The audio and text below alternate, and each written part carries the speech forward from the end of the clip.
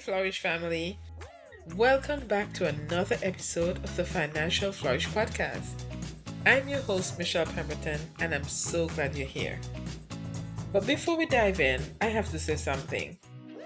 Financial Flourish is 1 year old. 1 year of showing up, 1 year of real conversations about money, 1 year of choosing to believe that women deserve to flourish in their finances and rise in their freedom. And I want to thank you for listening, for sharing, for trusting me with your time and your financial journey. This podcast exists because of you, and I do not take that lightly.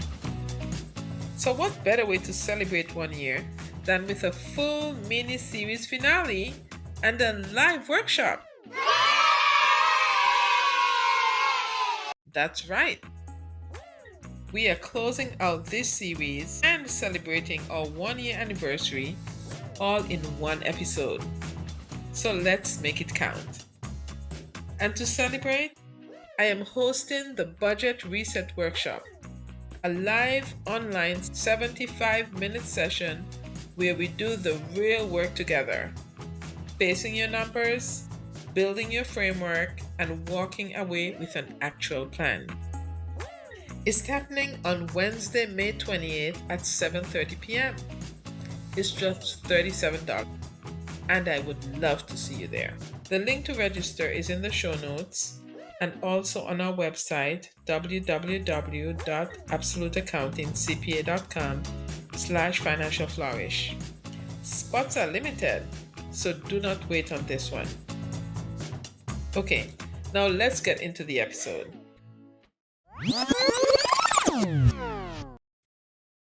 So we've been walking through this series together. Episode 33, Clarity. Episode 34, Alignment.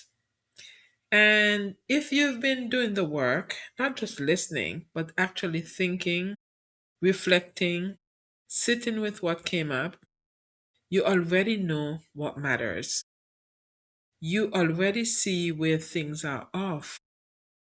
You already know what needs to shift. And if you've been sitting with what came up over the last 2 episodes, good.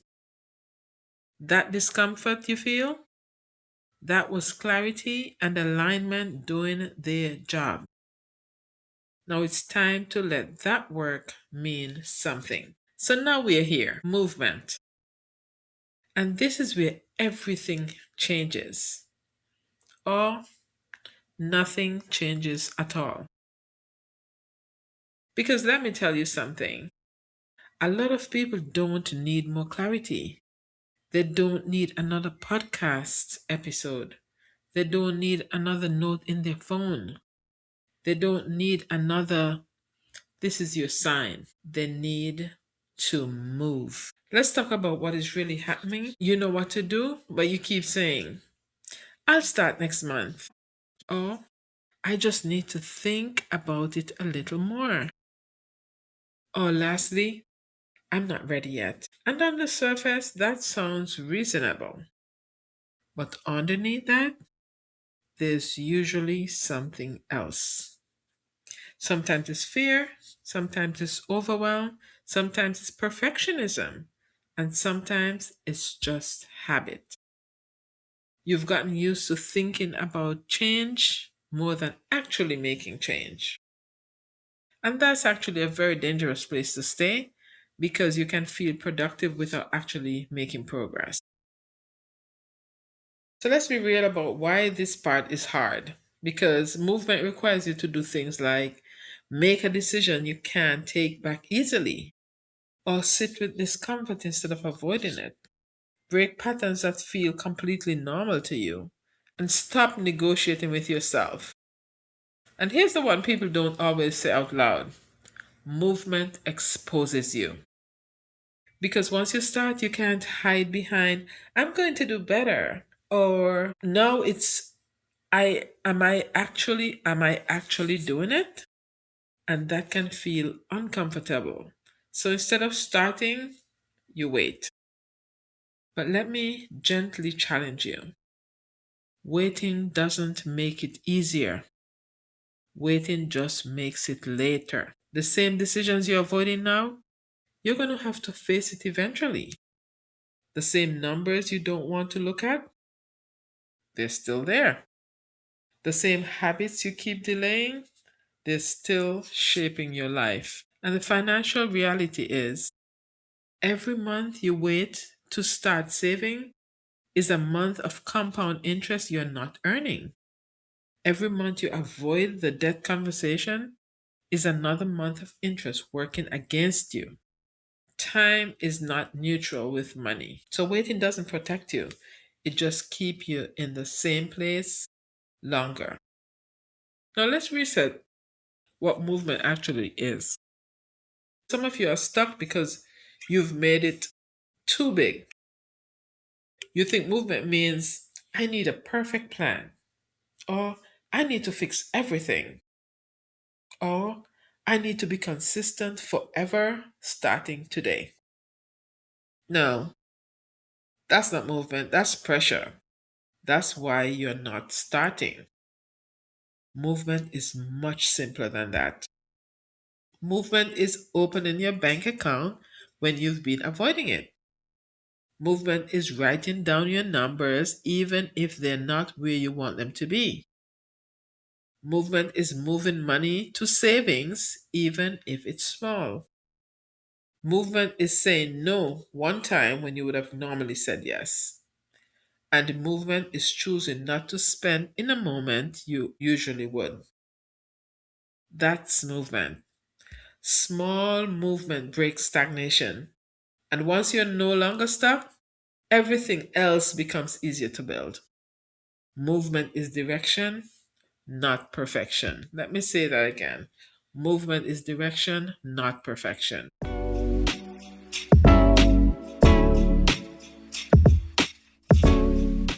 So let's go a little deeper into what's going on here. For some of you, the issue is not knowledge, it's trust. You don't fully trust yourself to follow through because you've had moments where you said, I'm serious this time. And then life happened. You got tired, you got overwhelmed, you slipped back into old habits. So now, even when you want to move, there's a quiet hesitation like, am I really going to stick to this? And listen, that's real. But here's how you rebuild that you keep small promises to yourselves, not big ones, small ones. Because every time you follow through, you prove to yourself, I do what I say I'm going to do. And that changes everything. So let's make this practical. Here's how you actually start moving without overwhelming yourself. The first step, choose one focus area. And you would notice that I've said this a lot during the episodes. Choose one focus area. Don't do everything at once. So that area might be spending, saving, debt, budgeting, time, or boundaries. So that's step one. Step two, choose one action. Ask yourself, what is the one thing I can do this week that moves me forward? And I have some examples. It might look like track your spending for 5 to 7 days, transfer money to savings, even $25 counts. Write out a simple budget, cancel one unnecessary expense, and set a weekly money check in on your calendar. This is one action that you need to take. And then step three, repeat it. This is where most people fall off the bandwagon. They do something once and then they stop. But movement becomes change when it's repeated. So don't just start, stay with it. Let me show you how this works. I've seen women go from feeling completely overwhelmed to finally feeling in control. Not because they did everything, but because they did something consistently. One client started with just this, looking at her bank account every Friday. That's it. No big changes, no overhaul. But that one habit change her awareness, change her decisions, and change her results. 6 months later, she had saving cushion for the first time in years. Not because she suddenly made more money, but because she finally knew where it was going. And that, my friend, is how movement works. So let me say this to you, woman to woman. At some point, you have to decide that you're done waiting on yourself. You're done waiting for the perfect moment. You're done waiting to feel different. You're done waiting for things to magically come together. Because your life is not going to shift until you do. And that doesn't mean doing everything. It just means doing something and sticking with it. Because every time you keep your word to yourself, you rebuild trust. And that's how consistency is built. Not in big dramatic moments, but in small, repeated choices. So here's a challenge that I have for you for the next 7 days. Pick one action, do it every single day this week, not perfectly, just consistently.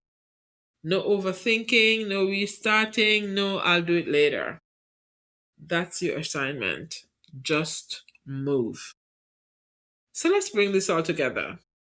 Clarity showed you what matters. Alignment showed you where things are off. But movement is what actually changes your life. Not overnight, but over time through small, consistent decisions, decision by decision, action by action. I'm so very proud of you for showing up for this entire series. A lot of people consume content and never act. The fact that you're here in the final episode tells me you're different. If you've been waiting, this is your moment. Not to do everything, but to do something. Because your future is not built on intentions, it's built on what you actually do. And when you're ready for the next step, when you're ready to stop guessing with your money and actually build a plan that works for your life, that's exactly what we do inside Financial Flourish. Simple, practical, sustainable. In the meantime, connect with us on Spotify, Financial Flourish. We're also on YouTube, Apple Podcasts, Amazon Music. You can also connect on Instagram @_Financial Flourish. I would love to hear from you. And as you take one more step towards your financial goal, don't forget to flourish.